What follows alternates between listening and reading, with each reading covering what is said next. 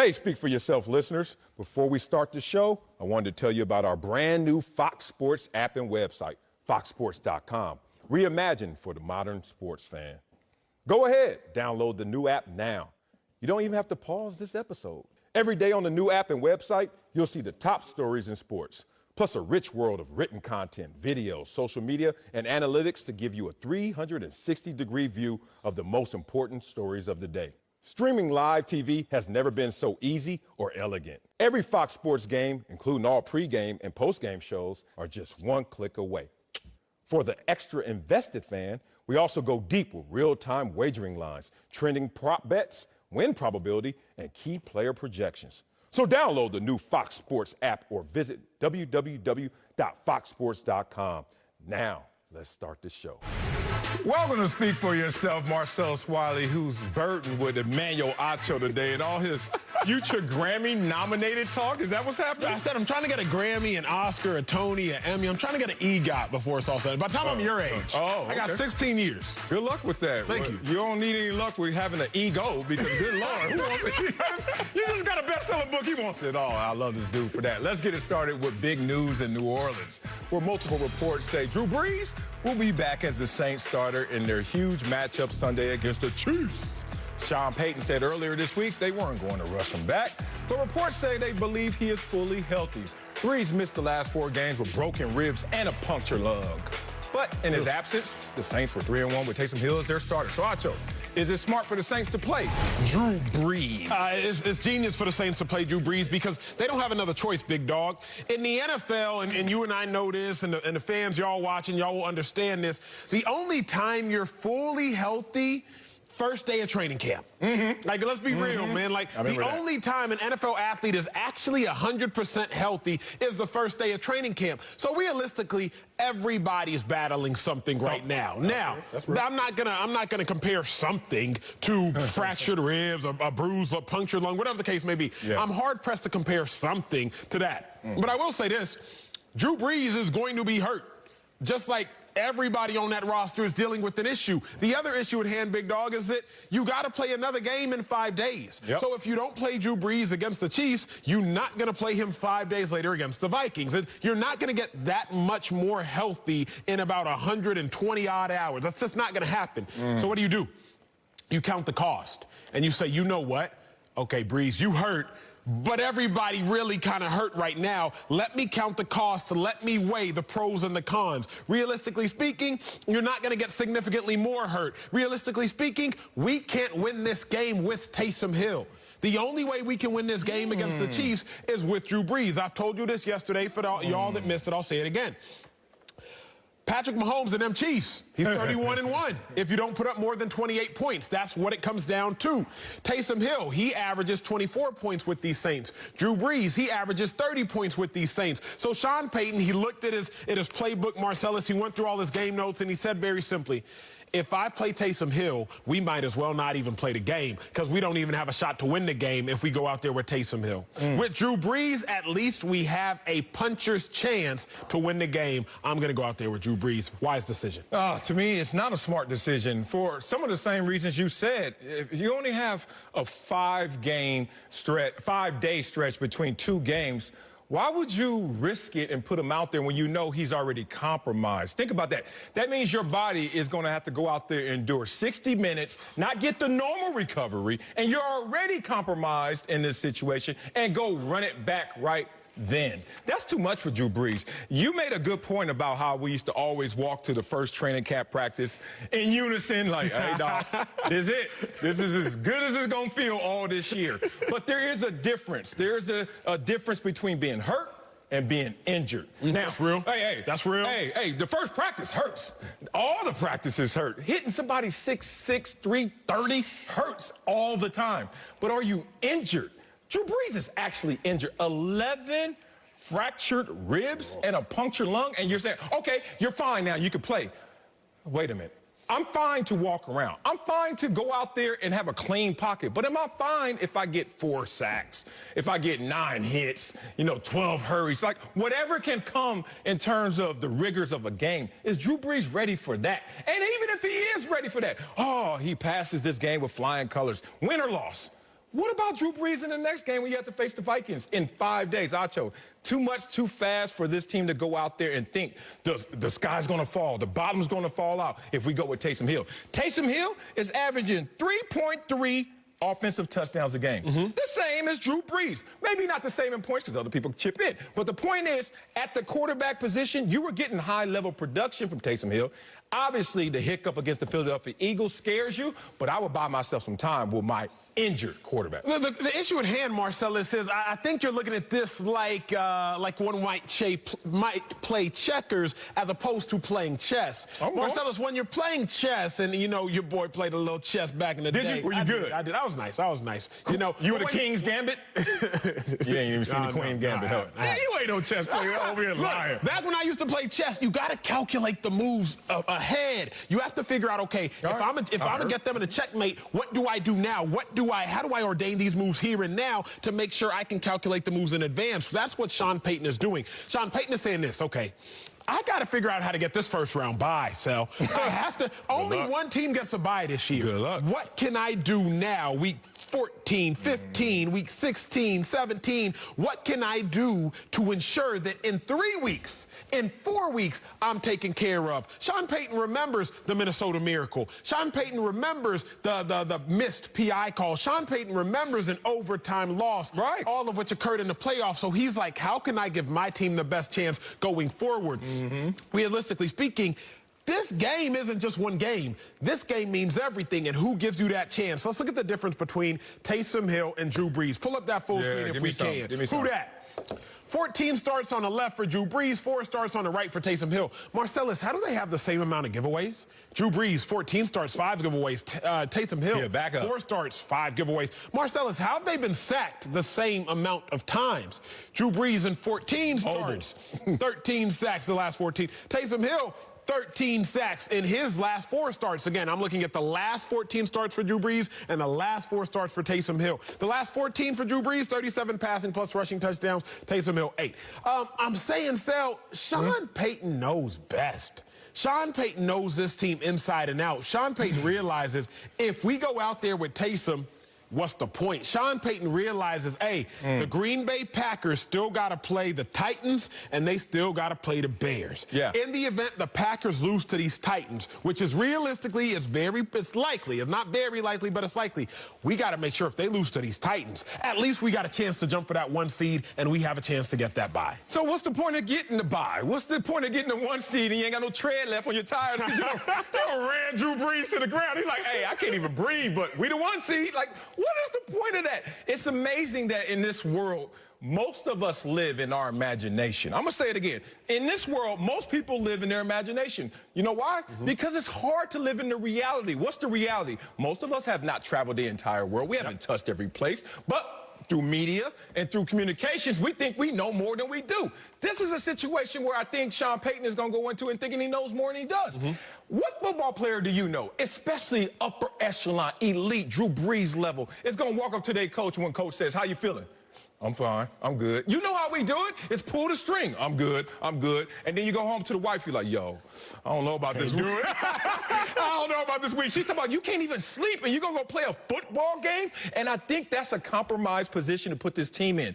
The reason why we live in our imagination, obviously, literally, we can't see and do everything. But more so for a football team, you live in your imagination. And it's up to the conductor, your head coach, to play around with your imagination because that's how you can gain confidence. Think about it. You go against the Chiefs, and you got your backup out there, and you do anything good. You remember when Kansas City played the Patriots without Cam Newton, and they landed on that same day? What happened when they lost that game? Everybody's like, ooh, if Cam was there. Right. That's what you're supposed to be doing right now, Sean Payton. You're supposed to have this team go out there, do whatever they can in this situation, probably lose, and then you go into the playoffs when you're the 2 seed, whatever it may be. And guess what this team is thinking? Oh, now we got Drew Brees. We are here. You got to play around with the imagination. I like that, man. I'm not even mad at that take no more. Let me stop throwing my punches at you and let me now talk with you. The problem is, though, Sal, I'm going to tell you about my experience because it's my expertise. Going back to my senior year at the University of Texas, I was was like, okay, I don't think we're going to go to a national championship, but let me tell you what I am going to do.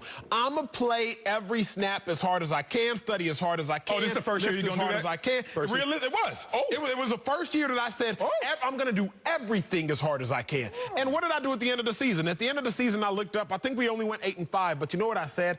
I did everything I can. That's real. So I ain't got no regrets. Like, I literally, to this day, senior night, we lost. Last game of the season, not the bowl game, but I think last game, we lost. But I looked up and I said, hey, I did everything I can. Marcellus, if the Saints are looking in the fourth quarter and they end up losing by a field goal, whatever the case may be, Sean Payton doesn't want to look up and say, man, if only I would have played my future Hall of Famer. Oh. Like, Sean Payton don't want to look up and say, you know what, I really didn't do everything I could. Sean Payton doesn't want to have to live by the ifs and maybes and if we would have played Drew Brees. And you ask me, you say, well, what good does that one seed matter? Let's go back in time, not far in time. Oh, you Let's go back last year. Okay. Kansas City Chiefs, their starting quarterback, Patrick Mahomes, he got hurt in the middle of the season. People said, yo, don't rush Patrick Mahomes back. Matt Moore is okay. He won a game. He lost a game. He's doing all right. You bring Patrick Mahomes back, the Chiefs win 6 out of the final 7. What happens last game of the season, New England Patriots? All they had to do was beat the Dolphins. Beat the Dolphins, you get the bye. Tom Brady, he goes to the Super Bowl when he gets byes.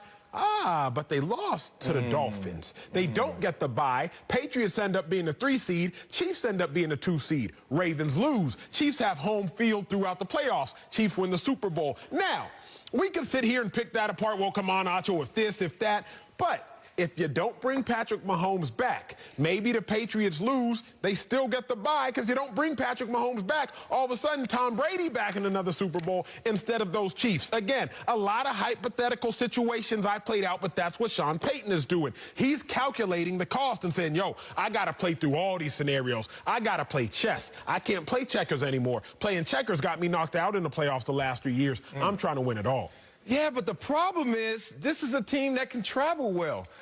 Think about it. We were even talking about their playoff woes the last few years. And a game of 2 of those games were on the road, and they were in winning position in those situations. This team since 2017 has the most road wins. So the jockey and leverage the farm just to be in pole position, #1 seed, I don't know, especially in a year when there's no home field advantage. Like, think about it. Like, what pump, what buzz are you going to really get off of the fact that you have to now stay at home versus traveling? I think you're going to be emotionally in the same space. So I just don't understand. If Drew Brees goes out there, let's play both scenarios. Drew Brees goes out there and lights it up, but they probably still lose to the Chiefs because they're not as good as the Chiefs. Or Drew Brees lights it up and they win. All right, Acho. What if Drew Brees goes out there and does this? After one of these shots from Jones, Chris Jones hits you right there. Then what? Then what are you going to say for the rest of the year? Forget regular season, postseason, everything. What happens in that moment? I'll say this. This is exactly what happens. If he takes that shot and gets knocked out and misses that game and misses a Vikings game, that's the same situation you proposed anyway. So if you saying that, same situation. If Drew Brees goes out there and gets hurt and then leaves the Chiefs game, then misses a game 5 days later, you in the same place you were going to be in the first place. Talk to me. No, I'm going to talk to you right now. The sports psychologist, I forget his name. He works with Russell Wilson. I'm so sorry, big dog. But he was in Dallas at first. And it's amazing. Here's an example, Acho. This is going to be crazy. I'm going to do it right now. All right, use you, the real version of Acho versus the potential Acho. Okay. So the first 3 years at Texas when you weren't even trying hard versus your senior year where you tried and did everything. All right, this Acho, I'm using that version. Yep. Okay, both Achos are walking down the street. He did this example. It was amazing. And then the Acho that is in reality drops his wallet. Okay. And then the other Acho that's in potential obviously keeps walking. The Acho that's in reality has to stop, turn around, go back, pick up his wallet, and then look. Where's the imaginary Acho? Way, way ahead. Drew Brees, if he were to get injured, set back, has to stop, collect himself, get strong again, get to this exact same point. But where could he have been if you didn't have that hiccup, that injury, this game that got him knocked out? You're trying to say that things will be the exact same. They won't be the same because he will be stronger if you would allow him the proper rest. I respect that, and I like that take. The difference, I would say, is this. In your example, Drew Brees may be in a different position, but the New Orleans Saints would be in the same position. That's what I'm saying. Drew Brees, he might be in a different position. He might be further ahead. He might be further behind. behind. But the Saints wouldn't have Drew Brees in what you were submitting and what you're proposing. If Drew Brees goes out there and he does get injured, they ain't going to have him regardless. But I got to talk about this because, again, you played the game. You played Buffalo Outdoor Stadium, correct? Oh, you think? Yeah, you went to San Diego when the Chargers were in San Diego Indoor Stadium. No, outdoor. Outdoor again? Outdoor. Okay, well, what I know is this. There is a difference in playing outside because that cold hits versus playing inside. Drew Brees, playoff games, outdoors. He's 2-5 in his career. Inside in a dome, he's 6-3. The Saints know that. More than the Saints knowing that, I know that, which means Drew Brees knows that. That's it's pivotal, Sel. It's so pivotal. If Drew Brees gets that home field and gets to play inside that dome where he's 6-3, twice as likely to win as he is to lose, then he has to play outside where he's 2-5, more than twice as likely to lose as he is to win. Yeah, but if I'm Sean Payton, I remember how we lost our playoff game last year to a quarterback that couldn't win in prime time, that couldn't win in the playoffs, that couldn't win on the road, and all that changed. I wouldn't risk it at all. Coming up at the top of the hour, we'll talk about the Saints' opponent, the Chiefs. We'll tell you if they can prove they're the best team in football on Sunday. But first, the Raiders lost a tough one to the Chargers last night. Yes, they did. Oh, yes, they did. We'll tell you if Jon Gruden should get a pass for his team's struggles. Ooh. Next, speak for yourself. What's up, Speak for Yourself listeners? It's your boy Shay Sharp, co-host of FS1's Undisputed. I wanted to tell you about my new podcast, Club Shay Shay, where we always do something before two something. Each week, I sit down with a guest for a drink and conversation, and as host and proprietor of Club Shay Shay, I've welcomed in esteemed guests such as Snoop Dogg, Floyd Money Mayweather, LeVar Ball, Isaiah Thomas, just to mention a few. Whether I'm talking to an athlete, a musician, an actor, or a lifelong friend, Club Shay Shay is a place where people share inspiring and motivational stories about their journeys to prominence. The new episode drops every Monday on Apple Podcasts, Spotify, or wherever you get your podcasts. Subscribe to Club Shay Shay now and make sure you never miss a new episode. Now, back to Speak for Yourself. Welcome back to Speak for Yourself. The Raiders' downward slide continued last night with an overtime loss to the Chargers. Las Vegas looked playoff bound earlier this season at 6-3, but have since dropped 4 out of 5 games. Jon Gruden signed a massive 10-year, $100 million deal a couple years ago, but his Raiders have not made the playoffs since he came back. So, Marcellus, I'm ready to talk about this. Jon Gruden, former Super Bowl coach Jon Gruden, get a pass for the Raiders' struggles? Oh, wow, Acho. I'm not liking your spirit already. Former New York Times bestseller. Can you imagine if somebody sunned you like that? Like really wanted to dismiss your accomplishments like that? No, he doesn't need a pass. And no, you shouldn't even be talking about a pass. This is an Acho question. This is a creative control Acho putting it. Let me add this ingredient to this conversation. This is almost insane, but I'm going to answer it because I got respect for you, big dog. He's on his 3rd year in a 10-year contract. Acho, trivia. How many other coaches have 10-year contracts? How many other coaches have that much runway? Oh, so if they have a different calendar, most other coaches, we have to look at them with our criticism differently. He has no pass because he owns all of the landscape he needs, the freedom to roam, the freedom to coach, the freedom to be Jon Gruden and do what Jon Gruden does, which is bring Super Bowl aspirations to a franchise. It's coming. Let me tell you why it's coming. First year, they won 4 games. Second year, they won 7 games. This year, they've already won 7 games with 2 games to go. So potentially 4, 7, 9. Creeping towards success. You got to respect that this is a team that in their offensive scoring went from 28th, 24th to 11th. You see where this arrow is pointing and everything I'm talking about? Up. Why would you now want to put in a position where, enough of Jon Gruden. He hasn't made the playoffs. Oh, they haven't made the playoffs? When the last time the Raiders made the playoffs? Oh, in the 15 years prior to Gruden coming back? Only one team was worse. Guess what team that was? Cleveland Doo-Doo Browns. And then the Raiders. And then now all of a sudden, they're not in that conversation. Acho, I'm going to let you talk because I don't understand the question. Why would you even think Jon Gruden needs some pass? Marcellus, 3 rights make a left, but 2 wrongs do not make a right, sir. Okay. Take your time. I ain't said nothing wrong yet. Right, you did. The 2 wrongs are very simple. No. The contract was wrong, and keeping Jon Gruden much longer would be wrong. Oh. Because 3 rights make a left don't mean 2 wrongs need to make a right, sir. Oh, Sway. The contract has been the reason in which you're saying Jon Gruden should get a pass. I said more than that contract. You did, but the only thing worth noting is the contract. The fact of the matter is, I don't always like comps, Marcellus. Sometimes comps don't make sense. You must not own a home. Apples to oranges. Sometimes it's apple to Android. Comps don't always make sense, big dog, but every now and then they do. Okay. Because there was a coach before Jon Gruden coaching the same team for the same amount of time. Then Jon Gruden took over for that coach and has coached the Raiders now for the same amount of time. Don't talk about my Jack dog. Del Rio. That's my dog. Oh, good. You know I'm going to talk good about Jack. He should be. So let's look at the full screen. Let's look at Jack Del Rio's 3 years. Let's look at Jon Gruden's 3 years. Marcellus, you're going to like this one. I love Jack this. Del Rio, he was 25 and 23 in his 3 years. Jon Gruden, that's say 18 and 28. Jack Del Rio, he had the 15th ranked offense, but Guru Jon Gruden had the 17th ranked offense over his 3 years. Jack Del Rio, 25th ranked defense, not good. You want to know who was worse? Jon Gruden. He was worse than Jack Del Rio. Marcellus Wiley, these are comps. And these aren't comps from Compton to West Hollywood. Like, these aren't comps from Sherman Oaks to Inglewood. Like, these is comps from next door neighbors. Y'all in the same neighborhood. I'm looking at the exact same situation, big dog. And Jon Gruden, you came and took over for Jack Del Rio to get better. How have you, in the same amount of time, gotten worse? You said, when's the last time the Las Vegas Raiders, formerly the Oakland Raiders, had made the playoffs? Only Jack Del Rio's second year as a head coach when they were 12 and 4. Jon Gruden, what he got to show for it, big dog? I'll wait. Oh, wow. Not 10 years, though. I won't wait that long. I will use, first of all, you should be into comps. You say you're not into comps, then you show me a comp, but you're not into. Are you into them or not? I'm into apple-to-apple comps. I'm not into apple-to-pomegranate comps. Okay, I got you. Thank you. All right, look, get into comps. Stop renting and start buying. Okay, get into the comps. All right, here's the thing. You made the error that you said that I made in terms of showing me some comps. It was wrong to fire Jack Del Rio.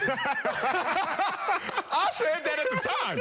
But now you want to double up on the wrong and fire now Jon Gruden because, hey, you're not doing better than Jack Del Rio, so why should I keep you? What sense would that make if you're Mark Davis in that situation? No, you can't go there, Acho. You got to look at not just the numbers, offensive production, and look, the guru. You keep talking about 17th. I'm talking about that they're 11th in total offense the last 2 years, and I said 11th in scoring offense this year. But it's not even about how the offense is looking and how he's putting his fingerprints on this situation. It's about simple things. Like, we could get complex, we could get full screens and all this. Sometimes it's just this simple. There's one team this year that's unbeatable. Oh, they're not unbeatable. You know why? Who beat them? The Raiders. The Raiders were the only team that were able to unlock whatever Kansas City unfolds on every single game day on the teams. Now, in both games, the Raiders were in contention. One game, they actually beat the Chiefs. That's a positive for a team that you have to remember. Judge a man by the distance traveled. Judge this team by the distance traveled. They are actually exceeding expectations early part of this season with the big wins that they had. Everyone's like, yo, the Raiders are weird but good. They showed us a high ceiling. What separates good from great is consistency. That's real. So this is a life issue that I think that separates you and I. I have 4 kids. You have how many? None, sir. Okay. So you don't have an experience like this. I took MJ to tennis practice. I hate saying lessons because I ain't grow up with no damn lessons. This boy ain't that bougie. He got tennis practice. And I say, if you ever tell somebody you got tennis lessons, we fight and we go into Compton. All right, so he has tennis practice, right? He's over there doing tennis practice, and I swear, Acho, for moments, you can look in flashes of greatness. Bop, bop. I mean, a little Federer out there, about 5 shots. The other 500 went right by him. He missed them completely, right? The point is, that's the Raiders. When you exceed expectations, people start to already reset them. But go back to the starting point of what this Raiders team was supposed to be. Were we really going into the season saying 9 wins? I don't think we were. But we were surprised, and then we changed the expectations. Since they show flashes of greatness and brilliance, let's not forget what separates good from great is just that same consistency. I respect your take, but you made one fatal flaw, sir. You said judge a man by the distance travel? Yeah. Judge a man by the distance travel. The beautiful part of linear axis is you can travel both forwards and you can travel back. I'm listening. And I'm judging the Raiders by the distance traveled. The difference is they've traveled backwards. Marcellus, you've lost 4 out of your last 5 games. That one win you have in your last 5 games was against the New York Jets, worst team in football, one of the worst teams in the last 2 decades. Even against the New York Jets, it took you a miracle to the point of the world is debating whether or not the Jets tried to throw that game to get Trevor Lawrence. So you've won 1 game in your last 5 games against a team in which we're currently debating, did they try to throw the game? Now, make that make sense. I'm judging the Raiders by the distance traveled, but they just not traveling forward. Also, what do we know about these Chargers? We know they're going to blow a 1-point games. Not always. Not always. Not always. Not always. Not the But last couple weeks. Over the last 2 years, the Okay, Chargers yes, have lost yes. 16 I heard the narrative. one-possession games. Uh-huh. It's in their DNA. Okay. How in God's name, Raiders, y'all gonna play a team that has lost 16 one-possession games? Y'all gonna play them to a one-possession game. And the one thing in which you know the Chargers are going to do death taxes and they gonna lose one-possession games, you let the Chargers beat you in a one-possession game. Marcellus, I can't make it make sense. You know what I can't make sense of this? There you can. I can. I can make it make sense like this. You tell me there are 9 active head coaches that have won a Super Bowl. Yes. Mike McCarthy, he won a Super Bowl. Damn Acho, right. give this man some credit. But then I look and I say, wait a second. Doug Peterson won a Super Bowl. His team is 4-8-1. Oh, here we go. Now we're going to beat Mike them up. McCarthy won a Super Bowl. His team is, 4-9. Bill Belichick, he won a Super Bowl. And you can't talk bad about Bill Belichick because he's the greatest coach of all time.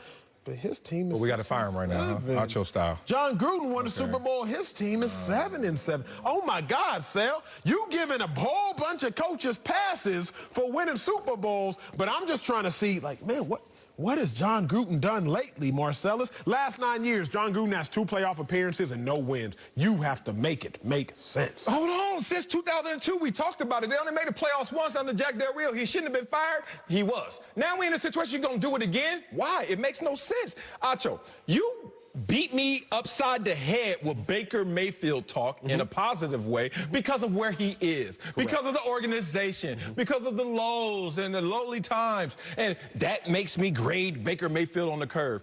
They should have graded Jack Del Rio on the curve, their mistake. But now you're going to make the same mistake and look at this situation the same?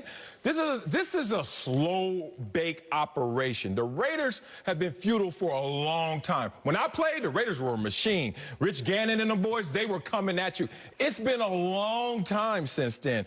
I think when you get a 10-year contract, we're already saying the first 5 years, hey, that's gravy. Let's just be real about it, because that's why they gave him the contract. Well, where Are they you do gonna that argue at, me? big dog? Where they do Where that they at? do that at? Like, Oakland, Vegas. In what world are you, is anybody saying that it is a wise decision to give somebody a 10? You know what happens in 10 years? Yeah. Like the whole world, we're not even gonna be using Twitter and IG no more in 10 years. It's gonna be like some whole new apps, a whole new worlds. Like, I'm not saying that I'm gonna give any head coach 10 years just because a contract stipulates 10 years. Well, that's a different conversation. Then you weren't here for that because you were at another network. So you should have had a conversation then. I didn't hear it. It didn't buzz. You didn't get much traction with it. Right now, it makes no sense to look at this situation and say, pull the ripcord. Let's get up out of here. Where do you even find substantial evidence? You see comps next to another coach who shouldn't have been fired. That's all I'm hearing. Big dog, I told you this yesterday. I said yesterday. You don't like the team? Nope, that's not it. Okay. Yesterday I told you, Chip Kelly got fired after 1 year in San Francisco. They ended up hiring Shanahan.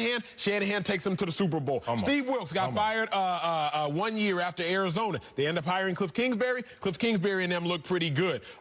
Freddie Kitchens got fired 1 year in the Cleveland Browns. They hire Kevin Stefanski. You see what these Browns is doing right now. Don't extend and elongate a coach just for the sake of elongation. I'm going to end you like this, big dog.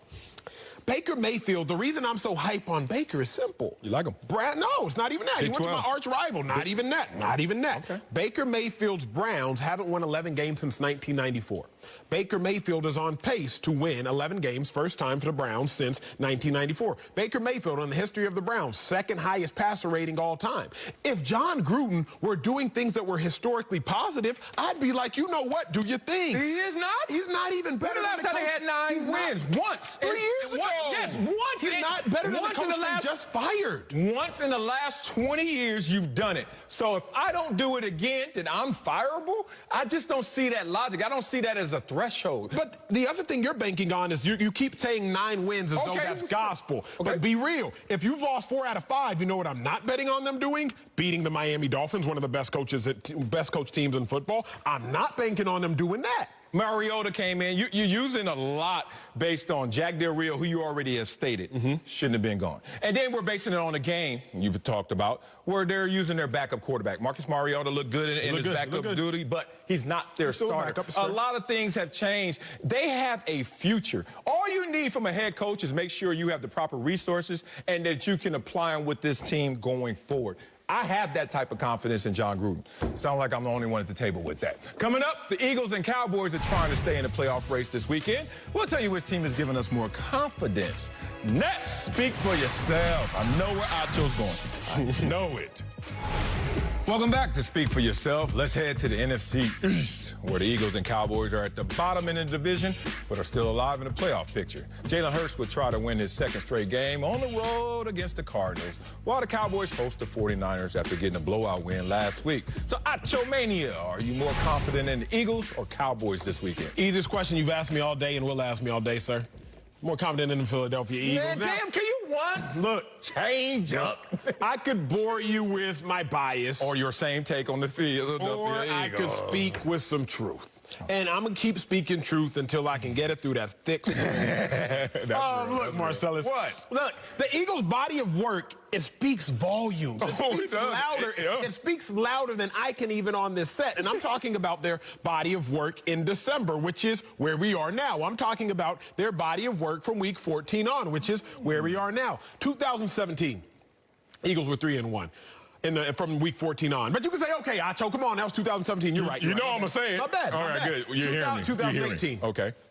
Eagles finished 5-1. Okay, Acho, but come on, that was 2018. Talk about more recent. 2019. Eagles finished 4-0. Okay, Acho, but that was still 2019. Talk to me about right now. 2020.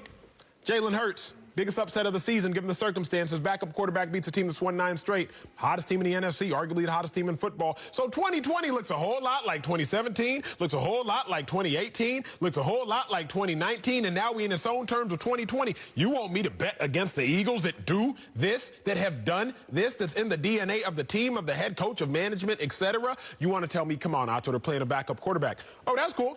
Doug Peterson's only 11-2 with backup quarterbacks since 2017. So playing a backup quarterback's not a bad idea. I told you last week. You taught me something on this show. You've taught me a couple things. You have. I'll be honest. Give me a hug. Give me a hug. Coach. But you've taught me one thing that really stuck. Your experience is your expertise. Doug Peterson, his experience in the NFL was as a backup quarterback, making his expertise being a backup quarterback and playing with backup quarterbacks. So it's not a coincidence that Doug Peterson's actually 11-2 with backup quarterbacks. I trust Doug Peterson, I trust these Eagles, and I especially trust them in December or from week 14 on, which is exactly where we are right now. Oh, man, you know I'm going with the Cowboys in this situation, facing the 49ers, in part, not even because of the Cowboys. It's because of who they're facing. They're facing the 49ers. Lost 5 of their last 6 games, turning the ball over 16 times in that stretch. Why I couldn't go where you went, Acho, is simple.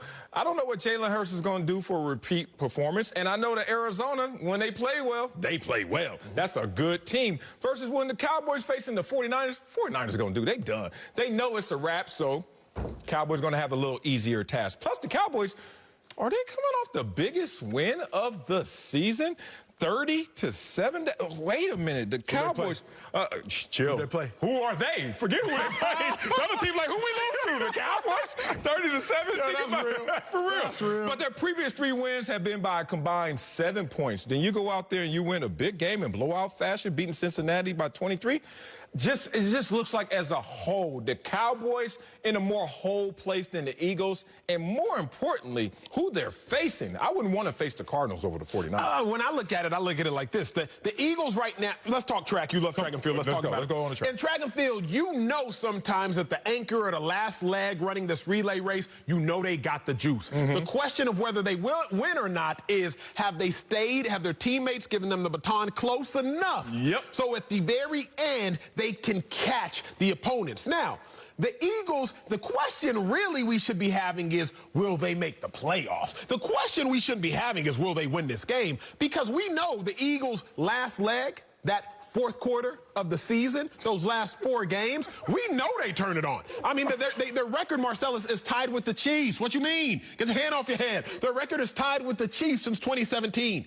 Week 14 and on, 11-2. That is best in the NFL with the Chiefs. So you know the Eagles' last leg can go. You know the last 4 games they can go.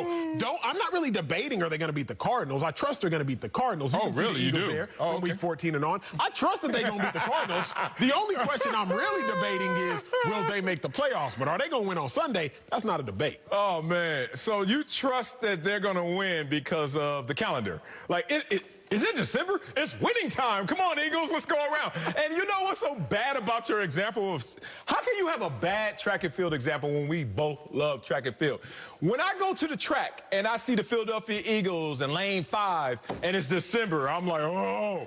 But then I look, I was like, wait a minute, that ain't Carson Wentz. That's Jalen Hurts. I don't know what he is in December, and I don't know what he is with that team in December. Why does that matter? Let's stay in track. It's not in track just how fast the individual 4 parts are, the runners.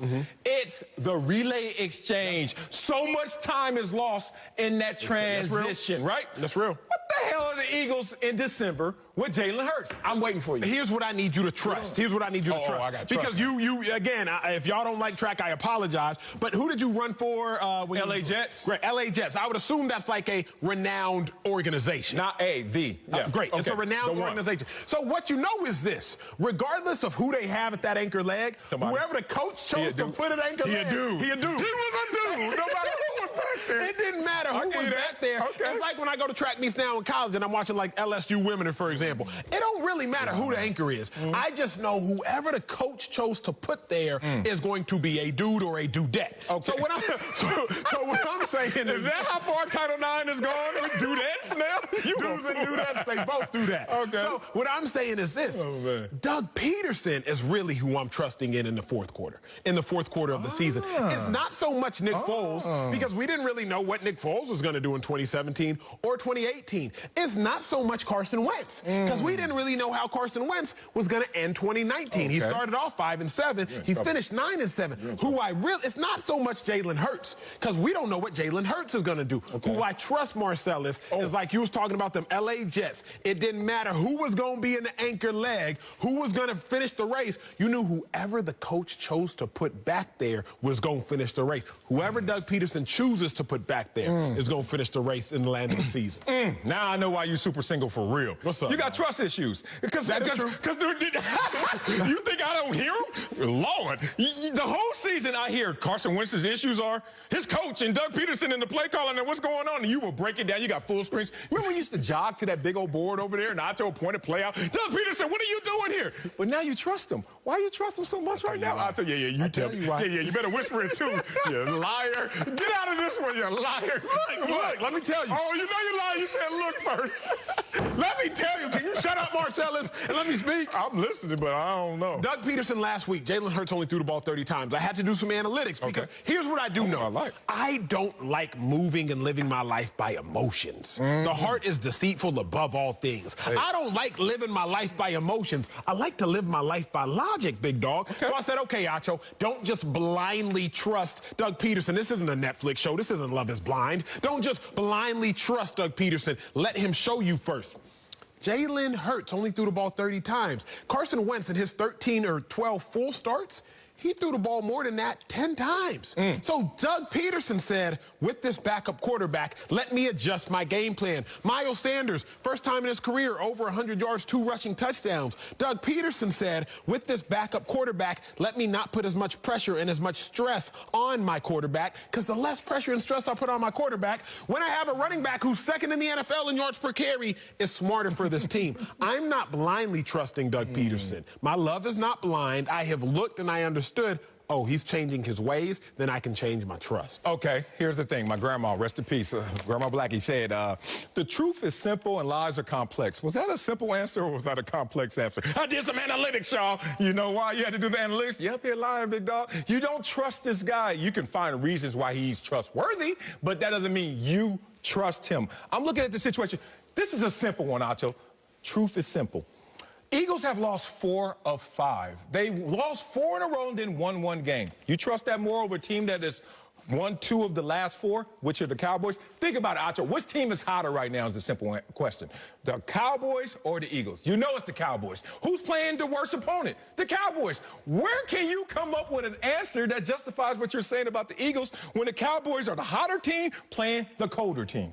Here's my I'm going to give you that. I'm going to give you that. I'm going to give it to the Cowboys. But I have to push back, big dog, because if I were to ask you to explain the Pythagorean theorem, if I were to ask you to explain slope-intercept form, if I were to ask you to solve for X, that's not simple. No. it still might be truthful, but sometimes the truth is actually a little bit complex. So Grandmama Blackie, may her soul rest in peace, maybe we was missing the mark a little bit because sometimes, Marcellus, the truth, it ain't as simple as you think. Coming up, will Washington's defense stop Russell Wilson from cooking? I'm going to tell you if Russ is in for a rough Sunday. That's next. Speak for yourself. Oh, I wish I grew up with you. God, it don't stop. Welcome back to Speak for Yourself. The Seahawks are favored by 6.5 points on the road against Washington Sunday. That's according to Fox Bet Sportsbook. Russell Wilson is coming off a 4-touchdown game last week, but his numbers are still down from the start of the season. He's facing a Washington team that has won 4 straight and are 4th in total defense. That ain't good. So, Marcellus, do you expect Russell Wilson to struggle against the Washington football team? No, I expect him to struggle. Another Acho creative control question. This feels like what's going on? What was you doing last night, board? No, he's 4th in the MVP voting right now, according to Fox Bet. So if you're 4th in the entire NFL in terms of performance, you expect him to ever struggle? That doesn't mean you won't struggle, but expect Russell Wilson to struggle?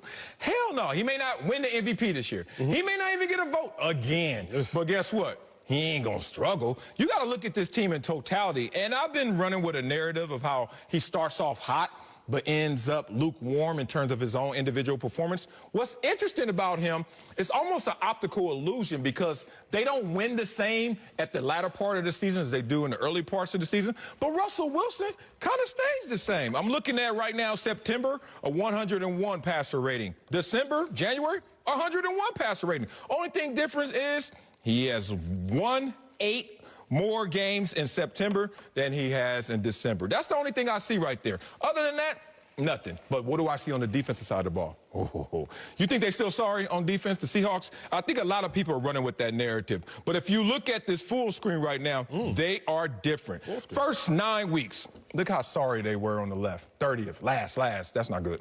Now, 3rd, 4th, do they have a championship-worthy defense of the last few weeks? Absolutely. So now, in totality, you see combined forces going out there. Why would I expect Russell Wilson, who is playing at an MVP level, to struggle, and a defense that's playing at a championship level to struggle? I don't see any struggle anywhere. Big dog, I can't say I'm surprised your take is this bad because you often have bad takes. But given the fact that you played defensive line at an incredible, the highest level, got paid ridiculous amounts of money, if I may add, to play this position. I'm listening.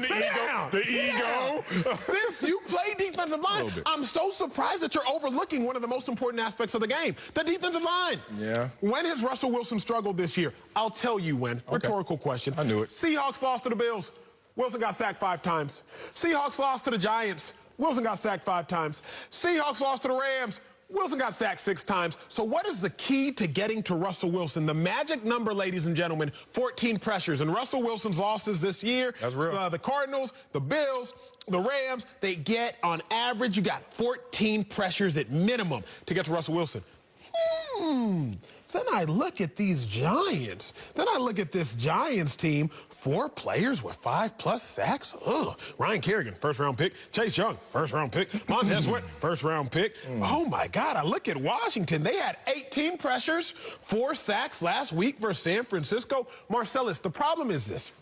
There isn't a dominant defense in the NFL this year, so we've kind of forgotten to still esteem good defenses. We've kind of forgotten the fact that Washington has the 4th total defense. Washington gives up is 4th in yards per pass. So if I'm telling you, Marcellus, that Russell Wilson is going to struggle, please do your homework. What I learned about you yesterday is this.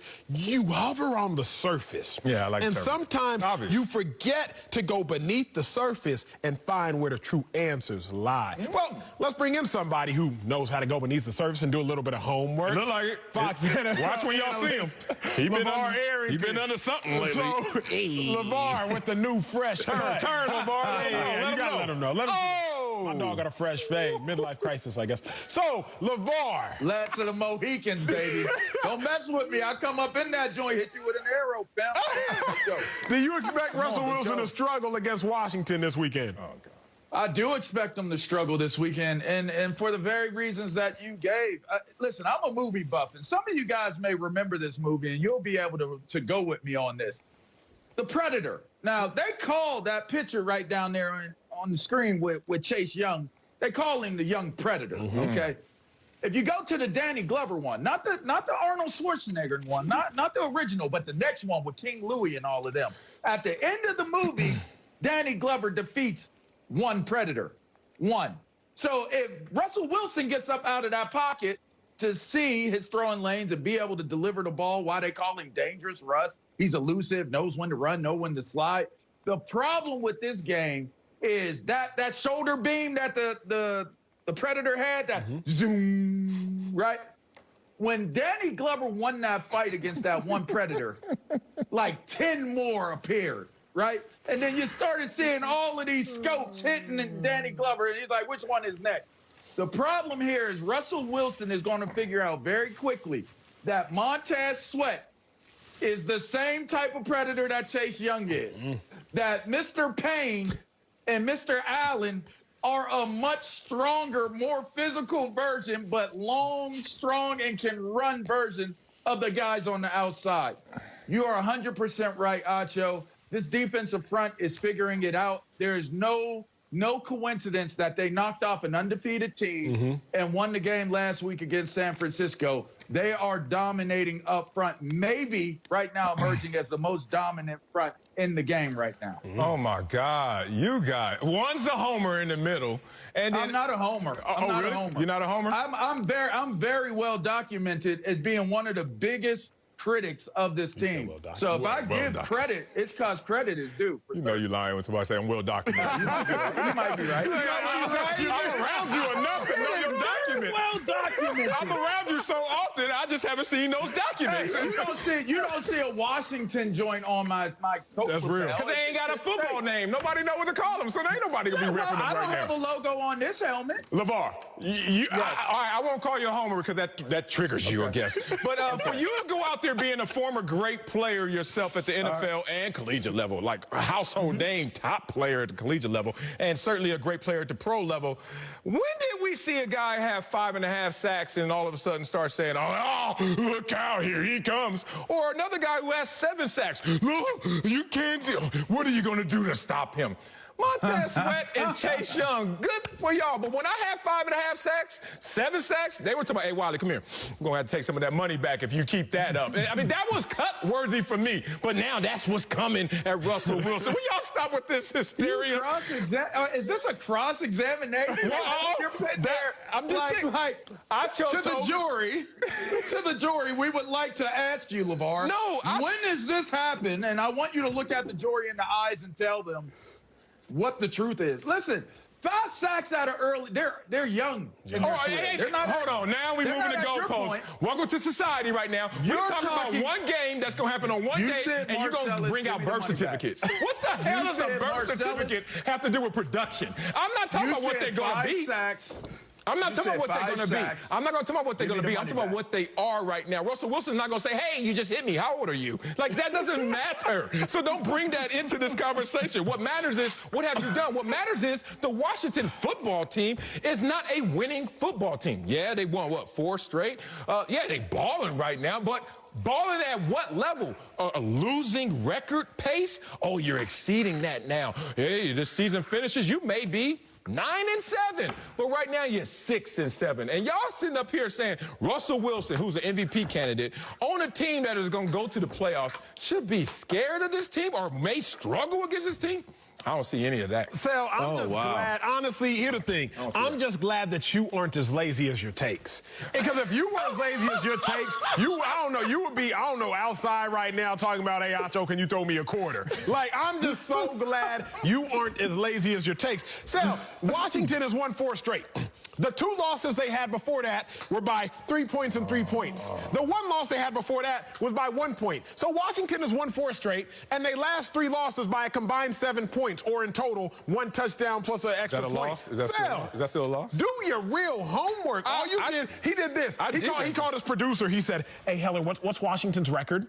Oh, they're 6-7. Okay, so they're bad. Sal, do your homework. Your homework they won 4 straight. Even in their losses, them boys are still competitive. Your homework Acho. Hey, now I'm real quick, LeVar. Let me hit him with one more jab, and then I'm out. Yeah, please, so I can feel one punch. One more jab. One punch, hit me. Russell Wilson, isn't he 2-3 versus playoff teams? Is that a losing record? Is Washington right now set to make the playoffs? Is Washington got these 4 straight? Oh, that's what I was just about to ask you. Do your homework. wait a minute. On these producers. Wait a Or if minute. you do, start cutting your producers a check. Because they doing more work than you are. Well, that's true. Wait to find a Da Vinci Code right now. Duh, I don't do a lot of work. I just put it together. Here's the thing. They do all the work. You try to bring up the sacks against Russell Wilson and the Seahawks. Yeah, 6-5-5. Those are the games he lost when they gave up 6 sacks. Yes, sir. But you brought up 4-sack games as well, talking about what Chase Young and those boys did. First of all, I don't know how many 4-sack games they had when they only got 5.5 and 7 on the season, but I digress. The point is, Russell Wilson smokes teams.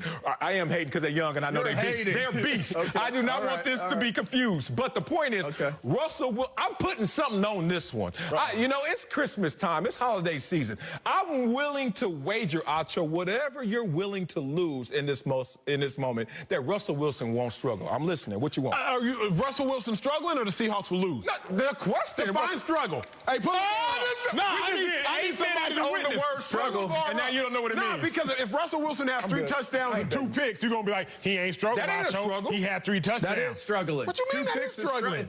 See, that's why you can't bet. That's why you can't bet. Let's not bet that. You can't bet Marcellus. Depending on at what point in the game that those 2 interceptions take place or he gets sacked, that is struggling. Okay, let's bet who wins the game then. Let's keep it simple. I'm with smart guys, foreign players. Washington will cover.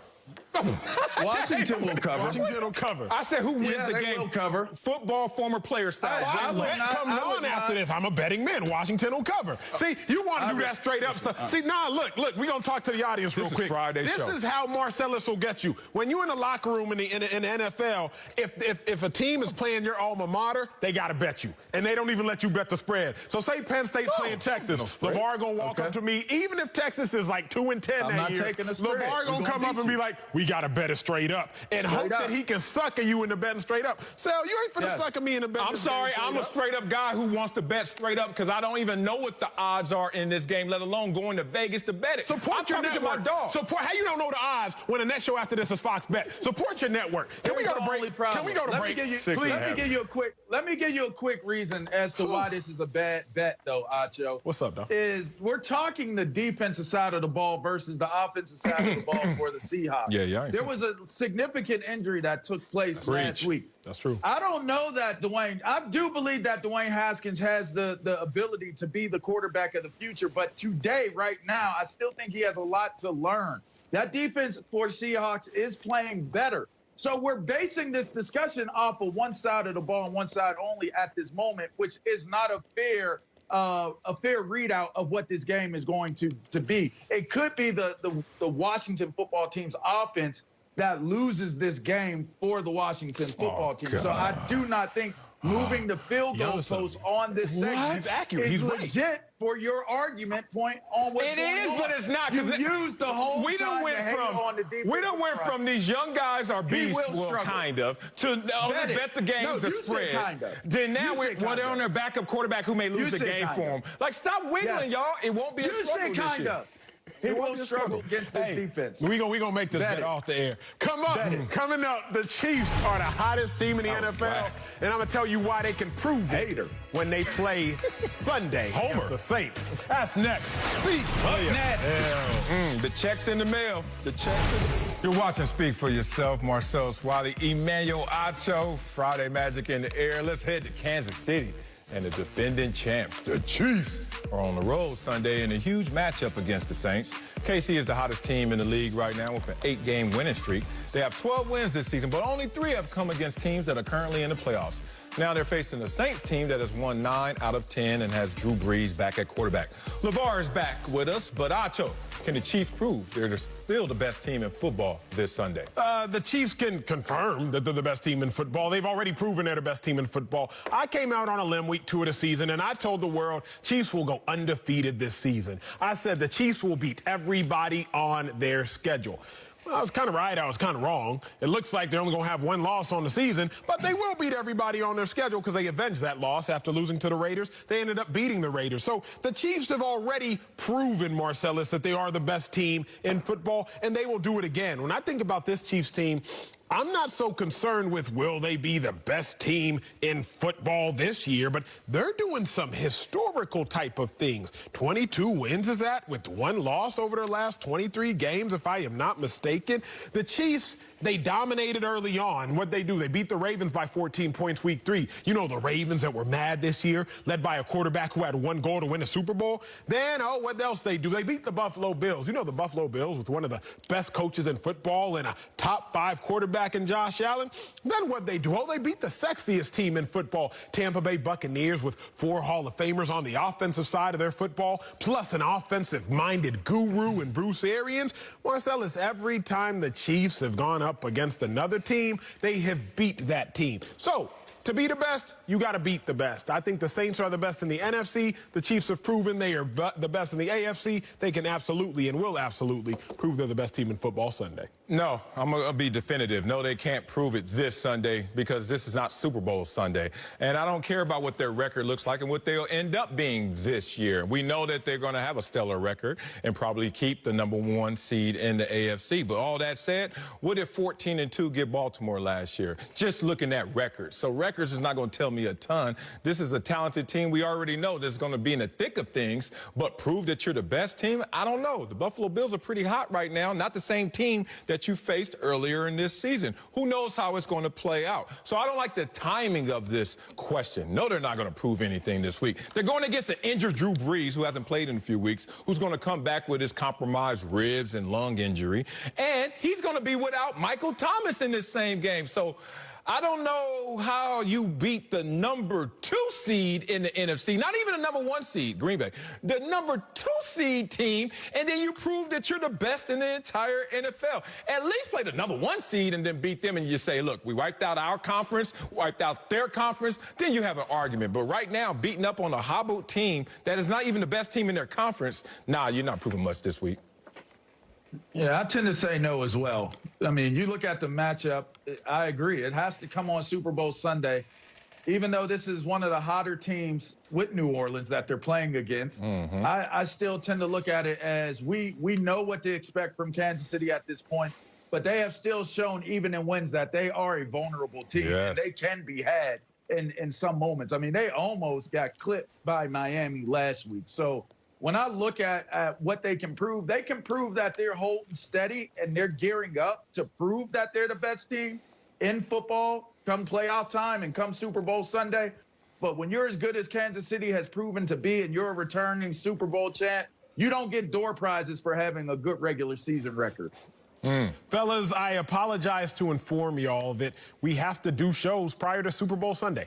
So we got to have this conversation prior to Super Bowl Sunday. And the fact of the matter is, the Chiefs can and will prove that. LeVar, the word I hate that does not win your discussion. The word I hate we don't have to agree with you. But go ahead. Is you said they that was not profound. You said that ain't it. You said they almost lost to the Dolphins. They almost lost. They almost. They didn't. They won. Mahomes threw for 400, what was it, yards, 300 yards. Like, don't talk to me about what the Chiefs almost did. And again, threw a whole bunch of interceptions, too. You don't have to prove you're the best team in football if you already are the best team in football. Like, y'all are acting as though they can't prove they're the best prior to the Super Bowl. You just made the point. No, the point I'm making is very simple. You can prove on Super Bowl Sunday that you were the best team on Super Bowl Sunday. You can prove on Super Bowl Sunday that you were the best team that day. Y'all know what it is. You ain't got to be the best team every week. You just have to be the best team in the stadium that day. So the Chiefs, if you're answering this question, can they prove they're the best team in football? We have to look at the question cumulatively. We have to look at the question not just who they're beating and when they're beating them. You got to look at the whole body of work. And the fact of the matter is, they're the only team that's beat every team on their schedule. If you go out here and beat this Saints team that only has 3 losses on the season with their future Hall of Fame quarterback and their Super Bowl winning head coach, then yes, you can again officially confirm that you are the best team in football. Oh, my God. No way. Boy, that was a food salad. Please knock that wiffle ball out of the park with your wiffle ball bat. The big red one. The big old school red one.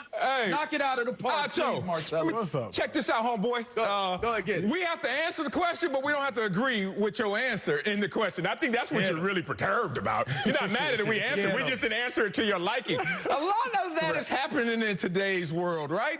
We don't want information. We want affirmation. That's all Acho's sitting up here doing. So right now, oh, wait a minute. The Chiefs are going to prove that they're the best team if they beat the Saints, the same Saints team that just lost to Philadelphia with a rookie quarterback in his first start ever. Oh, that's a strong opponent coming at you right now. Oh, but Drew Brees is back. Yeah, but he can't breathe. Oh, no, Michael Thomas. Oh, he ain't playing. What the hell are you talking about, Acho? We're going to continue to answer this question. And then Acho try to make a grand point. I love when Acho think he got something. Acho sits there and says, hey, you ain't got to prove you're the best team every week when you already won it. Stop! Wait a minute. I'm making a point. Wait a minute, Acho. Wait, LeVar style. Wait a minute, Acho. Wait. How long has it been since a team has won back-to-back championships in the NFL? I'll wait on that trivia since you ain't got nothing to prove. How many years has it been, Acho? 3 or 4? Longer.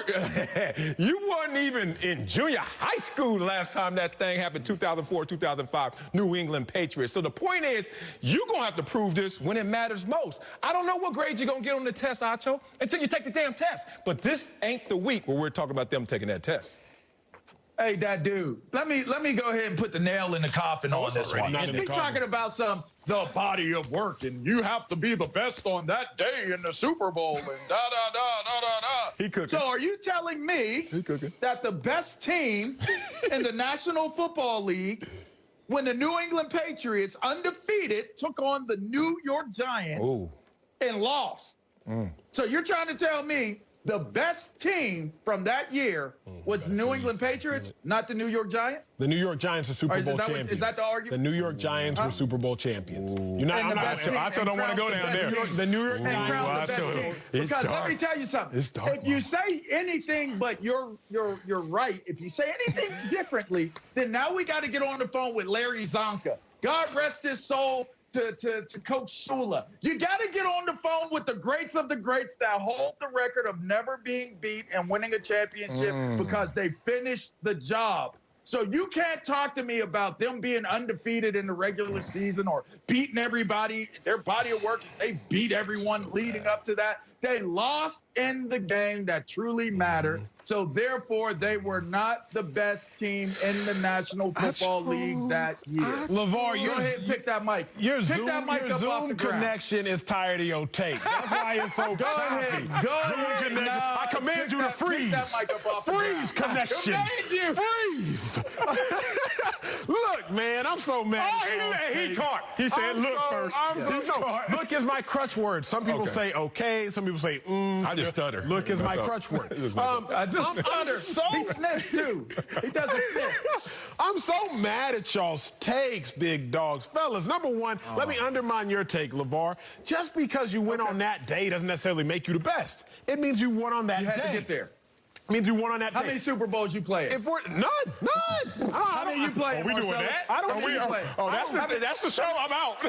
If we're doing that show, I'm out. I don't sit here. I never came close to one either. But just because you gotta win get there. Just because you win on that day, LeVar, does not make you the best. This ain't gonna Can we win look at body of work? This ain't gonna end well, Acho, That's doing what I'm that. telling y'all to do. Look at the body of work. The body of work for the Chiefs this season. LeVar, who has beat every team on their schedule?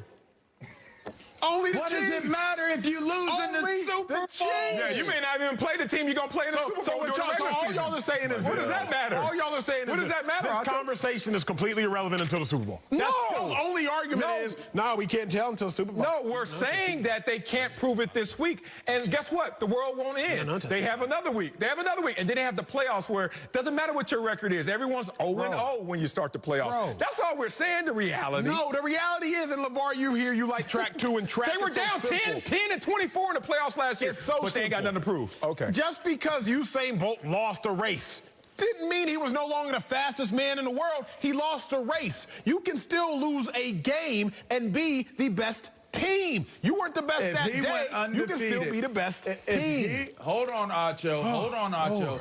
If he went the entire season undefeated, but ended up going to the Olympics and lost in the gold medal round, He's not the best. In the finals, yeah. I don't understand. There's no other way Not to that argue year. that, It's not a Acho. gold medal round. It's not a gold medal. It's not even a gold medal round. If he lost in a gold medal round, if he lost in the World Cup in the Olympic final, LeVar, figure out your sports. Coming up, it's a case of he said, in the spitting drama with Marcus Peters and Jarvis Landry.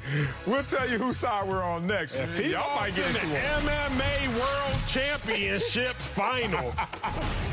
Welcome back to Speak for Yourself. In the Ravens-Browns game on Monday night, video appeared to show Ravens cornerback Marcus Peters spitting, how dare you, at Browns receiver Jarvis Landry while his back was turned. Now, Peters issued a statement yesterday denying he spit at Landry, adding, quote, anyone who believes that I intentionally spit at him does not know me. Well, Landry called out Peters. Y'all take a listen. He's a coward. I think, he knew that maybe behind my back he'd do things like that, but to my face he wouldn't. Now I know. Everybody knows the type of player he is, the type of person he is, and just move on from there. LeVar's back with us, but Marcellus, whose side are you on, Marcus Peters or Jarvis Landry? Oh, this is a tough one right here. Kind of kept me up at night. Slow-mo in the video. I'm over here scrubbing it. I'm running it slow. I'm like, is that really spit? And I'm like, it might be. I mean, it was a well-constructed loogie if it was spit. I was like, is that gum? Here's the thing. Being real, I'm with you, Jarvis, because the worst thing you can do to me, I think a human being could do to me, a football player could do to me, is spit on me. Like, if you spit on me, I'm not lying. There will be 9,000 unnecessary roughness calls on me for the rest of that game. But I don't know if he really spit on him. Like, look at this video. There's no conclusive evidence that says, yeah, he did spit on him, to the point where I have reasonable doubt. So in the court of public opinion, I can't convict the guy that I didn't catch red-handed or don't have enough circumstantial evidence to convict him of. So I look at this situation like, hey, whatever came out of your mouth, if it did come out of your mouth, should have went the other direction than towards him. But I also pushed back on Jarvis Landry and his response, because if it didn't disturb you in the first quarter when it happened, then don't let it disturb you now. Think about it. You played 3 more quarters of football not knowing this even occurred. You had to go back and watch the replay and then say, wait a minute, did he try to spit on me? That's the point. If you're not disturbed in the moment, don't try to be retroactively disturbed. It doesn't make sense. So if I have to pick, I'm kind of with Marcus Peters. I ain't got enough evidence, y'all. Look, I'm going to do it like this, though, because I like your take, but I'm going to go with Marcus Peters as well, if that's who you're riding with. Yeah, I'm riding with I'm Marcus. going to go with Marcus Peters because in the heat of battle, y'all just don't really know what goes down, right? Like, you don't know if somebody was aggressively yelling, if they meant to spit at you, if they were spitting in your direction. Remember last year, Myles Garrett, Mason Rudolph get into it. Myles Garrett said he heard the N-word. Mason Rudolph, oh, I never would have said the N-word. It's the heat of battle. I don't know who was saying what, who was doing what. But I'm going to say this. If we're in the court, what's the first thing you got to prove if Marcus Peters is on the stand? It's character defamation or lack thereof. I need to see your character to know, is this in line with who you are and what you would have done? And the fact of the matter is, no. Because Marcus Peters, like Marshawn Lynch, he bout that action, boss. Let's just look at the history of Marcus Peters. Y'all remember, what was that, a Thursday night game, Kansas City playing Oakland? Marcus Peters played for the Chiefs at the time. Look at him. He ready to take on 6'4", 350-pound Nigerian offensive lineman Kelechi Osemele. He ready to take on the whole squad. Like, there is tape upon tape upon tape of Marcus Peters being about that action. He is not one to be cowardly and spit at you with your back turned. If he want to throw them hands, like you can see right there, he gonna throw them hands. So I'm siding with Marcus Peters because he just don't seem like that kind of dude. I'm just going to add on to that. When he was in Kansas City, the dude went into the stands because a fan was hollering at him. Yeah. My man got up and went on into the stands and said, let's have a little malice in the palace right here, right now. I'll give you all the smoke that you're looking for. I got to go with y'all, and right is right and wrong is wrong. I can understand where Jarvis is coming from and feeling that way, but when I looked at the film, it looked like a dude that was talking to himself, pumping himself up. He spit on the ground once, and then he spit again and kept walking and talking. He's actually hyping himself up. Whatever it is he's saying to himself, he's having one of them, I'm a corner, I'm dealing with this dude, I'm hyping myself up. I did not see it as an egregious act where it was intentional. I have been associated with intentional acts of putting that type. When we were in the Tampa Bay playoffs, my last year in Washington, I'm listening. What happened? Sean Taylor rest in peace. was going head-to-head with Michael Pittman, and they had a moment, and I'm standing right there. And the type of dude that Sean was is the same type of dude that Peters is. They play with their heart. And when you get up against a guy that plays with their heart, they do not want you to not know what they are doing to you when they do it. My man Sean put that thing right. He put it right in his face. And I was blown away like, Sean died. Like, whoa, this is out of control. And if you've ever seen Michael Pittman, you know that's probably the wrong dude you want to do it He with. about them bull. So I'm sitting there and I'm like, Sean, you a freak, but that's Michael Pittman right there. And I don't know, like, we can do it. I'm going to go with you on this. But I'm a tad bit nervous. Anyway, the point of my story is, when somebody's trying to disrespect you on that level, you don't waste it by trying to spit on their back. You're going straight to where they know I spit on you, fool. So whatever it's going to be, this is what it's going to be. That's why I tend to think that Peter didn't do it on purpose. Yeah. I mean, look, there is accidental spit. We may not remember that because we're all wearing masks all the time, so we don't get it. But how many times you been in a conversation with somebody, you be like, hey, dog, come on. That was spit in my face. My bad. Right. I've seen some spit land on my lip before, and I'm like, that ain't mine. Yeah. So here's the thing. I get that. Here's the problem, though. It happened in the first quarter, and you had no notice of it occurring, and you played 3 more quarters of football. You can't be retroactive and referee your emotions to now get riled up over something that really you weren't disturbed of in the moment. That makes no sense to me, one. But then I look at the situation, and I'm like, look, only thing that gives me pause about Peters and this whole incident is Peters' response to this incident. What did he say? Hey, if you think I did this, then you don't know me. Oh, damn. If that ain't guilty one-on-one response. You think, hey, really, honey? I thought you knew me. Oh, damn. See, that's when the gavel hits. It's like, you sound a little guilty to me when you start going in, Big bro. dog, you know, during COVID, I ain't got nothing but time. We all got time. We trapped in the house, so I'll be watching shows. Watch this one show called Defending Jake, a phenomenal show. But I remembered this one line that stuck out, and it was the defendants, and they said this: the burden of proof is on the prosecutor. Yes. Burden of proof. Yes. It's on Jarvis Landry. Yes. It ain't on Marcus Peters. So I'm with Marcus Peters on this, saying, like, look, if y'all think this happened, you don't know me. Burden of proof on Jarvis Landry. You can't prove it. What I do know is the character said it probably ain't happened. So I'm saying it ain't happened. I still think the bottom line is in that same quote that he gave.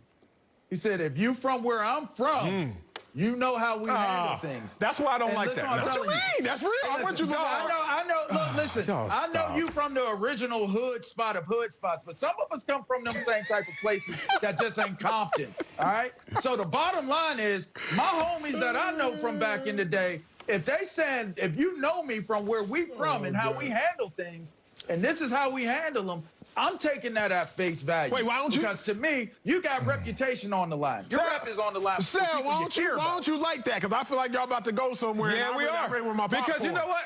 I'm from the place that I guess that has been marketed as the most hood spot in the world, Compton. But it's not. It ain't. But it's just publicized. That's my point. Got more cameras. Hey, I didn't arrive here as a 46-year-old who's about to say what he's going to say. I traveled here. For anybody to generally say a neighborhood gives you heart is lying. Because guess what? Not everybody in the neighborhood had heart. I ain't have heart like that. Like, one. And two, since you from there don't mean you about that. Like two. So when he once said, hey, if you don't know me, I was like, all right, I'm a little suspicious. And then you try to hide behind the cover of where I'm from. I'm like, that doesn't give you a pass, absolve you from this situation. Yeah, be but real. The people know him where he's from. I give a damn where he's from. He ain't from where he's from.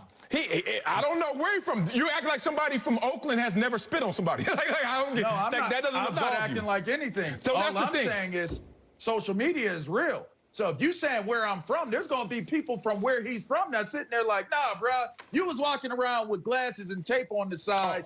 You wasn't about that. Your cousins was. No. JoJo and them was about it, but you wasn't that dude. No, I'm right? not. I'm So not saying put that it he out ain't there. about action. I'm just saying not everybody is already dictated by locale to have action. Since you from a hard place, don't mean you always want to be with the smoke. You don't always want to keep it hard. But Sal, I feel like think you. that Now you're making me start to doubt him. But I think that proves the point. I think it proves the point. I don't think it goes away from you doubting him. I think it proves the point because, again, I know where I'm from, and I know what I've gone through, and I know what I've seen, my uncles to my cousins to my closest friends. If I'm going to throw something like that out there in the media, I know they're going to see it. I know they're going to see it. I'm not going to say something like that and go down that lane when I know people can call me out for saying it. There's no reason to do that. There's no reason to do it. There's no reason for him to put himself in that type of situation. Okay, like this Too many is people know him. This is the point of having this conversation. We don't know if he's innocent or guilty, so it's a hung jury. So guess what? He's gonna get off because we don't know. We don't have substantial evidence. And let me go back to one point that Acho made with Mason Rudolph and just Myles like Garrett. Compton. Remember that conversation? Let's just say Mason Rudolph said a word, but it wasn't the N word, and I know what it was. Coming It's up, just Tom like Brady Compton. says he has a great relationship with Bruce Arians. We'll tell you if we're buying that next. Speak for yourself. And Myles Garrett didn't like it. Welcome back to Speak for Yourself. The Bucs are hanging on to a playoff spot at 8-5, but Tom Brady has been criticized by outsiders and his own coach, Bruce Arians, for not looking GOAT-like this season. Earlier this week, Arians came to Brady's defense saying, quote, "I don't know why anyone's criticizing Tom." Yesterday, Brady nixed any talk of tension with Arians. Take a listen. Yeah, I feel like we have a great relationship. From the moment I got here, we've had just great dialogue, and I certainly appreciate, all the insight he gives me and, the way that he coaches and leads. So, Acho, you buying Brady has a great relationship with BA. come on, big dog. I can read right through that one. Marcellus, let me tell you the one thing people who have great relationships don't say. What? We have a great relationship. If you got a great relationship, you ain't got to tell everybody you got a great relationship because the world already knows you got a great relationship. We look at some couples on famous social media couples like, oh, yeah, they just look so in love. We look at others and it's like, oh, my God, I love this person so very much. It's like, they really got a great relationship. I was on social the other day. I think Cardi B just bought Offset like a $650,000. They back together again? Back together again. Damn, back Offset. together again. He win it. He's doing too much. So a $650,000 Lambo, I think she bought him for his birthday. Like, oh my God, I just love you, da-da-da-da-da, like we have a great relationship. Hey, big dog. If you got a great relationship, you ain't got to tell me, but I'm gonna do you one more. I'm gonna go a little bit deeper. Do it. It's very simple. If y'all had a great relationship, we would see the fruit of that relationship. Oh, we would see the fruit of that relationship on the football field. Like if y'all had a great relationship, like it'd be very easy to tell. Man, by easy, I don't mean a 8-5 record. That's definitely not what I mean. Oh, By that ain't fruit? That ain't fruit? By easy, I definitely don't mean fifth most interceptions in the NFL. By easy, I don't mean an offense that's severely declined statistically from last year in several important categories. That, to me, Marcellus, isn't indicative of a great relationship. A great relationship, you see the players, they play for their coaches. Not because, like, oh, I got to go out there and play for my coach, but my ability is enhanced because of the relationship I have with my coach. Several people talk about Frank Wright, Carson Wentz. They had a great relationship. Frank Wright was the Eagles' offensive coordinator when Carson Wentz was balling MVP season. Frank Wright, current head coach of the Indianapolis Colts. Everybody knew they had a great relationship, not because they went out there and saying, we have a great relationship, but because they was balling on the field. So, no, I'm not buying that they have a great relationship. I can tell we got a great relationship because you're over here stealing my jokes and stuff. It landed though. You ain't right. Yeah, I believe they have a great relationship. What an impossible position you're put in. A lot of times this happens in this world. As you were talking about when you were saying in our last segment, the burden of proof is on you to prove something is happening. When in this situation, it's almost flipped. The burden of proof is that you have to show that it actually is in reality. Like, I actually have a good relationship with you. Let me give you an example. How many times does someone come up to you, whether it's through digital and social or just in general, and say, hey, man, you and Marcellus cool? How's Marcellus? I say that's my dog. I don't say we had a great relationship. That's my dog. Boom. because you're asked a question, now you have to repeat how cool we are or what we are, right? Same here. You ask me a question, I got to say, yeah, we have a great relationship. Because if I don't say that, then you're going to think we don't have a great relationship. So sometimes you just put in a position where you can frame it and say, oh, that doesn't sound authentic. That doesn't sound real. But in reality, all you're doing is answering the question. I look at this situation, they have to have a great relationship. Two things. One, in any organization you've ever been in, be real. Two people that are well-loved and well-respected is the best player and the best personality. Like, it could be a dude that's third string, but everybody like him because he's just funny, he got them jokes, he comes in with it every single day. Tom Brady, Bruce Arians, they represent what I've learned and experienced, which is called yacht culture, they call it. Boat culture, open door policy. Just come on my yacht and have a brewski. Oh, what's your name again?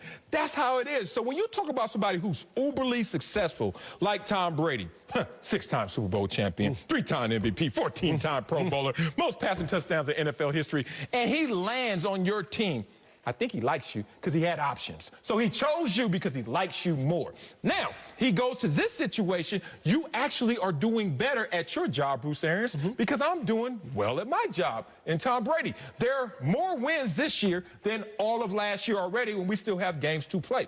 Point being, I don't see anything negative unless you're looking for the smoke, pessimistic, or stuck on your timeline looking at Cardi B. That's the only way you can have an issue with this one. I've done 2 or 3 of those things. Let's go here, because it's Friday, you know what I'm saying? It's getting late in the show. It's time to have some real talk.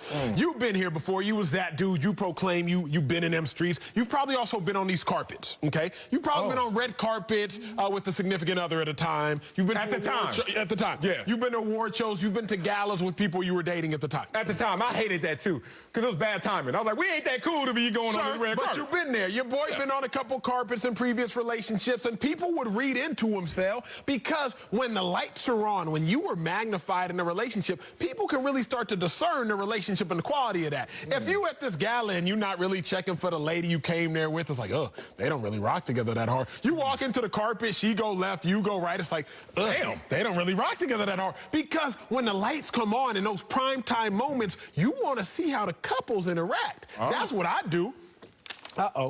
When the lights come on. Here you go with your prime time full screen. When the lights come on in prime time moments, Tom Brady and Bruce Arians. It don't look like they got a good relationship. Can we talk about how we got to dim the lights? Prime time games this year. Tom Brady, Bruce Arians, 1-3 in prime time games. Tom Brady, 5 passing touchdowns, 5 interceptions, primetime games. Tom Brady, 60% completion percentage in primetime games. Tom Brady, a 74 passer rating in primetime games. NFL average is 90. So, Marcellus, if you telling me that when you was in those relationships in those primetime moments, weddings, galas, red carpets, Emmy Award, Oscar parties, you can assess a relationship best in primetime moments when the lights is bright. If I'm assessing their relationship in primetime moments, I'm telling you right now, it ain't good, Coach. You are up here giving me a lot to ponder, and let me just push back off script. One thing I heard from you is our relationship's a little different. One, I didn't want to go to the red carpet events with them if the relationship wasn't substantial, like we were going to be one of my engagements, one of them. Like you got to be on that level at least. But sometimes you 2 months in and you're like, damn. Got to go somebody. And they're like, you're not going? And I'm like, yeah, I'm going. I don't know if you're going, but I can't say that, right? And so, but what I heard from you is interesting. What'd I say? You say, so when you get in, you take a picture, people discerning, hey, Acho and lady, okay. You go left and she goes right. Oh, Acho, I never was in those relationships. I went left, she went left too, because guess what? I didn't trust the right. You know what was in them rooms? Greater than I. Like we going left no matter what. But in all seriousness, you can't tell everything from the outside. On any team, we get dog cursed from our coaches. That's correct. We curse back at times to our same coaches. We look like we're enemies at times. Some of our takes, if someone were to cut up a 1-minute highlight of us just going at it, and people say, now let's run this around randomly. Do they like each other? Are they cool? Are they showing chemistry? Some people are like, nah, I don't think he likes him. Look at that point. Look at his eyebrows. Look how small his forehead is, you. So the point is, I think that you can't read everything by the outside. This is a fruitful relationship because all of their goals are still attainable. This is a fruitful relationship because they're better than they used to be. I'm just reading. You just got to read a little, Sal. I'm telling you. Why do you think they hate each other? It's not that they hate each other, but read the fine lining. Read the fine print. Big Dog, go back to July 28th. What did Bruce Arians say about his team when they were talking about Tom Brady? You would hope that we would have had spring practices so all of them, especially the younger players, could get over the awe of Tom Brady walking in the locker room. What that means, Sal? What that mean when your coach or your girl or your guy, whatever the case may be, is like, man, I just hope you get over the awe of them. Like, why you keep looking at them so hard? Like, can't you just get over them? They not all that special. I mean, I look good, too. Marcellus, come on, bro. Do your work. It's clear as day. Going back to July, Bruce Arians was like, I hope they would get over. Why ain't they got awe of me? I've won a Super Bowl, not as a head coach, but I got a Super Bowl ring. Why ain't they in awe of me? I'm just Bruce Arians. Come on, coach. That's not what it is. It's the Kobe effect. Rest in peace, Kobe, where players used to be not only in practice but in the games, throw the ball to Kobe and just look. They start stargazing. They don't even play up to their level, to their abilities. Bruce Arians knows this. He's a veteran. He's old. He's 68 years old. Bruce Arians was like, yo, I need all of y'all to activate so that the GOAT can be the GOAT in this situation. That was nothing but more stargazing and more negativity from you, Acho, Cardi B. All right, it's time to make our picks for Sunday's Fox Super 6 contest. Download the free Fox Super 6 app now and play along with us. Sticking with the Bucs, their road game against the Falcons is one of the matchups this week. So, Acho, with your negative butt, who do you like and by how many? Give me the Bucs, 31-14 over the Falcons. Okay, same with you with the Bucs, 29-18. Fox Super 6 has given away over $3 million. Get your picks in before kickoff Sunday for your shot to win. All you have to do is correctly predict the outcome of 6 NFL games. And for top stories, scores, and more, go to the Fox Sports app. Coming up, Aaron Rodgers will be a Hall of Famer. But is he the greatest of all time? We'll tell you if we like Rodgers putting his name in the GOAT conversation. That's next on Speak for Yourself. Welcome back to Speak for Yourself. Aaron Rodgers is adding to his resume this season with a league-leading 39 touchdown passes. He's a top MVP candidate this year and is a surefire Hall of Famer when it's all said and done. But Rodgers took it to another level earlier this week while talking about the greatest of all time. Y'all take a listen. Used to be greatest of all time is one person, right? But now, because there's way too many GOATs, I think you have to break it out into specific categories. Best winner of all time, person who's won the most championships. Best player, which involves talent and ability and what you did with it. Most talented player, best thrower of the football. There's all these different ways you can break that out. But when it comes to those, with most people, I'm probably in that conversation. Talk then, A-Rod. But Marcellus, do you like Aaron Rodgers throwing himself into the GOAT conversation? I love it because the GOAT conversation widened up so much that Aaron Rodgers is like, hey, man, if it was just one GOAT, best player ever, I get it. But y'all talking about multiples? We got subcommittees going on. We got subcategories going on. We can't even agree in uniform on the categories or the names. Be real about this. Tom Brady's the GOAT now, but I grew up in the era watching Joe Montana when I was old enough and then was playing football. I never heard him call him the GOAT while he was actually out there winning those Super Bowls. Even when he retired after Kansas City, I didn't hear GOAT talk. Then all of a sudden with Brady and Manning, and then they had that rivalry built in, all of a sudden GOAT. And I was like, all right, well, Tom Brady's the GOAT. What happened to Joe Montana? Damn, they gave him the GOAT and just took it away that fast. Oh, okay, so it's Tom Brady. Cool. But then I start hearing, well, Jerry Rice is the GOAT too as well. I was like, wait a minute. Oh, he's the GOAT of receivers. Okay. Well, then Lawrence Taylor's the GOAT of defensive players, the linebackers.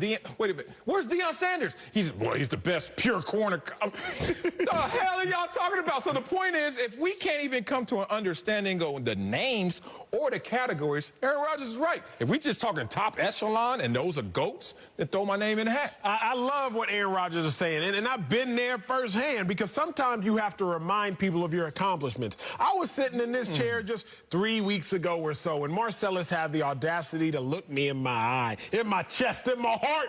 And Marcellus, you had to say, you ain't never do nothing to Tom Brady. Tom Brady does everything better. Tom Brady breathes better than me. Tom Brady, And I had to remind Marcellus, I said, look, if you talk talking football accomplishments, that's one thing. That's all I know but from if you, Tom but Brady. if you're talking off the field, that's a whole nother. Well, I have to remind Marcellus Wiley, hey, I've accomplished some things myself. That's all Aaron Rodgers is doing. He got to remind nonsensical individuals like Marcellus Wiley at times that he has accomplished some things, put him in the GOAT conversation too. Not necessarily Super Bowls, but you're going to at least have to put some respect on my name. We think about like the audacity of Rodgers to say this, but there's so much truth in it. Remember when Aaron Rodgers at first said, like, my down years are some people's career years? That seemed crazy at first. But then you looked at Aaron Rodgers' down year when he had 26 touchdowns, 4 interceptions, and I was reminded, yo, that actually was the year that Dak Prescott got an MVP vote. Dak Prescott's rookie year when he had 23 touchdowns and 4 interceptions. Same record as Aaron Rodgers. Rodgers had more passing yards. I said, wait a second. Rodgers is right. I had never thought about it, that his bad years are some people's career years, but he's right. This is the same thing, Marcellus. He's just saying, hey, y'all not going to think about me as the GOAT, but I'm going to remind y'all I truly am the GOAT. I got to get this in because you up, like to dog? move the goalposts, huh? I do. You do. What happened? You have not done more than Tom Brady in football. I didn't do it in football. And off the field as well. I know it's financial advisor. Neither one of us have combined. Let's be real about that. Coming up, Uncle Jimmy is ending the week with some strong words for the Raiders. He's sipping on that thing. It's Friday for real. That's next. It's time. Before we go, Uncle Jimmy joins us. The Raiders lost in overtime last night, and I hear you're not letting them off the hook. Take it away, Uncle. All right, man, listen to me. Jon Gruden is the devil. So therefore, the Las Vegas Raider fan base ain't nothing but his minions. And that's why I feel no sympathy for him. Raider fan ain't crazy. They just look like it. And you know the rules to becoming a Raider fan. You got to pledge your allegiance to the black hole. Yeah. Bernie Mac said it best. He said, y'all don't understand. If you go black, that's why you can't come back. Man, we talking about the abyss. We talking about a different kind of darkness. Man, we talking about a dark that can make Marcellus jealous. Raider Nation is the only place I know that black ain't beautiful. Raider fan done got theyself sucked into something they can't get out of. It's kind of like child support. It's just worse. Raider fan, y'all been hoodwinked, bamboozled, turn them up. Let us Y'all been set up for a fall by a fake Crockett turkey dog. Not if you hear me. Man. He has another one of them songs again. I think he did. You better leave the Raider fans alone. They know where the studio's at. Chill out, Unc. All right. Have a great weekend. Fox Bet Live. That's next.